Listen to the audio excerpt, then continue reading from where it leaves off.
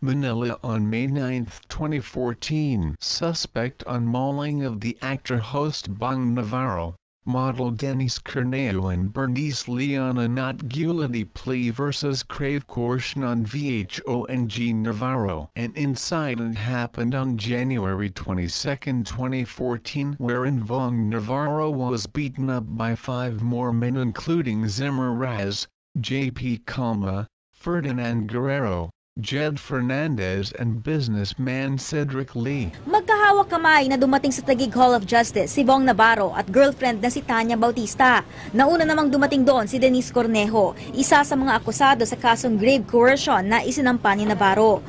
Bukod kay Denise, binasahan din ng sakdal ang kapatid ni Cedric Lee na si Bernice Lee, bagamat di ito nakita ng mga miyembro ng media.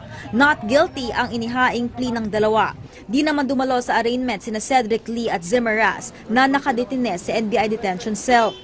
With respect to Cedric Lee and Zimmer Raz, we asked there was a motion to have the NBI explain why they were not brought today for their arraignment. Di rin dumating ang isa pang akusado na si Jed Fernandez, kaya pinawalang bisa ang piyansa niya, sabay labas ng panibagong warrant of arrest para sa kanya. Di rin daw pinagbigyan ng korte ang mosyon ni Lee at Zimmer Raz na manatili sa NBI detention cell. The order of the judge issued last May 6 was for them already to be turned over to BJMP Taguig. We'll see how it plays out. Pasado alas 12 nang dinala ng mga tauhan ng NBI sina Lee at Raz sa korte.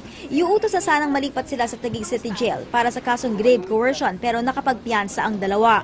Sa kasong serious illegal detention, hiniling ni Lee at Raz na huwag na silang ilipat sa Taguig Jail pero wala pang desisyon ng korte rito. Kaya pasamantalang sa NBI muna sila nakapiit. The previous order of the judge in the grave coercion case.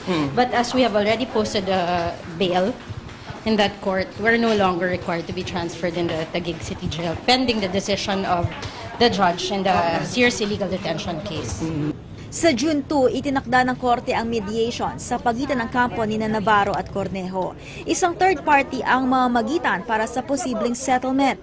Wala raw balak si Navarro para sa isang out-of-court settlement.